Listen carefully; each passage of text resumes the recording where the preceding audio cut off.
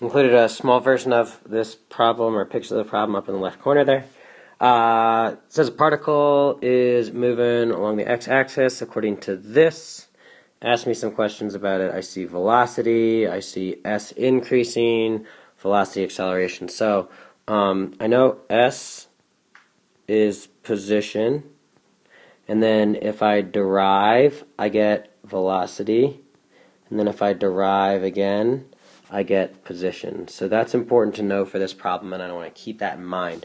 So for example, when I'm answering questions about velocity, I'm at least going to have to go down to this derivative here. All right, so let's do part A first.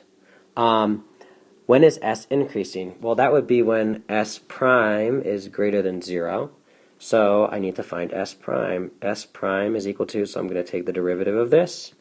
6t squared minus 18t plus 12. I know I'm going to have to factor this, but before I factor it, I think, all right, I look and I see, all right, they're all divisible by 6. So if I take a 6 out, it'll make easier to factor. So I'm going to write 6 and then fill in what I need, t squared minus, undo, 3t plus 2. And then if I think about that for a moment, that factors 6, open, close, open, close. I'm going to get t minus 2 and t minus 3. Sorry, not 3, 1. So that tells me that t equals 1 and t equals 2. Two values that make that thing 0 are the spots where s prime is 0. So I'm going to set up some first derivative test stuff. So I'm going to go t s prime and then s, and then I'm going to go minus infinity up to 1. I'm going to go 1 to 2, and I'm going to go 2 to infinity, and I'm going to plug in some values. I could plug in 0.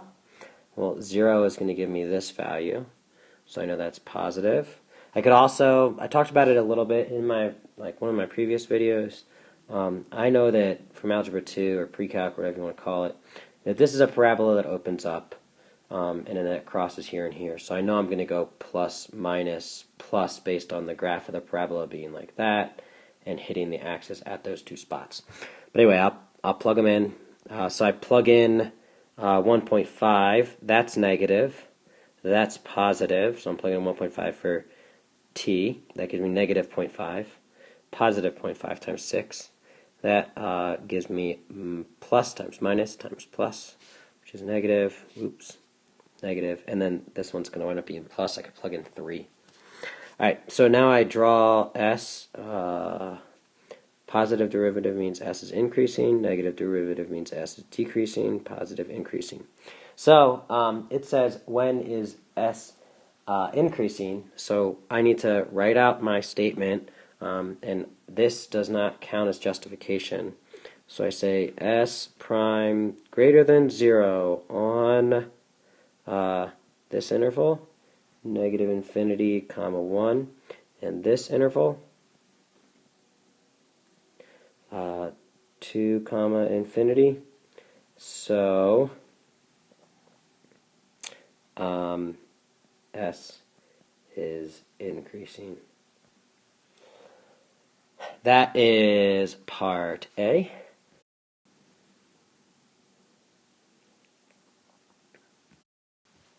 So the next question, part B, asks what values of t is the velocity increasing? So I want v of t to be increasing. So what that tells me is that I want v prime of t to be a positive number. Now, remember, if I derive position, I get velocity. So I currently have, this is v of t, what I worked out in the previous part. So I need to find v prime. So v prime of t is equal to s double prime, which is just the derivative of this line, So I get 12t minus 18. And now I just set that equal to 0. 0, 0 equals 12t minus 18, which if I solve that, move the 18 over, divide by 2, simplify, I get t equals 3 over 2. So once again, I'm going to use, you could plug numbers in to figure this out, but I know that this right here is a straight line. It's in the form y equals mx plus b. At 3 over 2, it crosses the axis like this, right? So I can say, look, I'm looking for when v is increasing, v prime positive. So I want this thing to be positive. So what I'm talking about is this region over to the right there. So what I say is v prime equals s double prime is greater than 0 on 3 over 2 comma infinity, so v of t is increasing there. And that is, boom, we're done with this thing. So the next part says to find the velocity when t is equal to 3 over 2. So velocity, remember velocity, we found velocity here, that was s prime, right? So I am looking for v, I'm looking for s, v of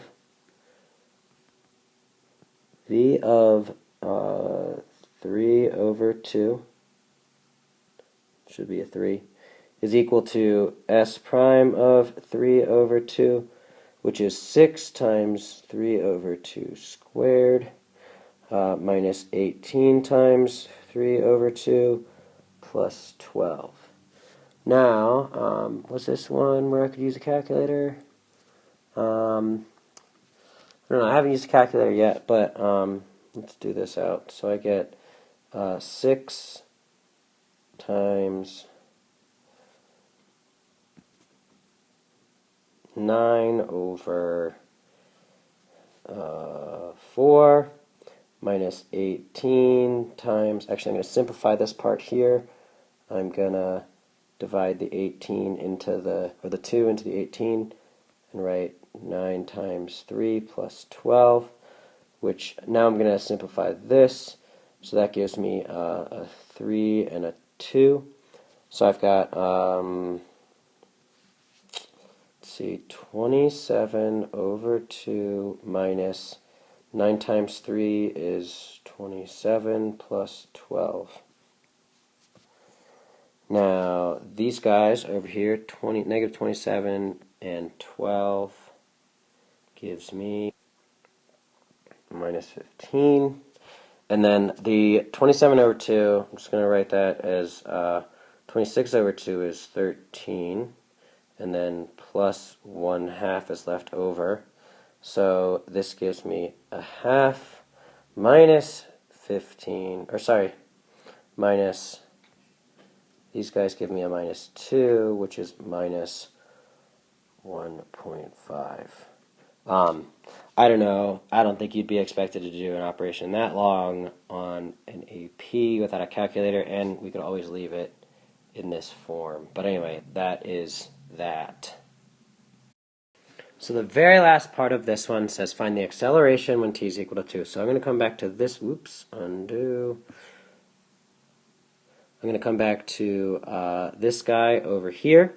It says if I derive velocity, I get, acceleration, been wrong the whole time. Anyway, hopefully you noticed that. Anyway, so I've already derived velocity. It's this thing, right? So my a of t is just 12t minus 18. So I just got to plug in 2 to this. So a of 2 is equal to 2 times 12 is 24 minus 18. And that's easy math. It's just 6. I did that right, right? That would be a shame if I said it was easy math and it was wrong.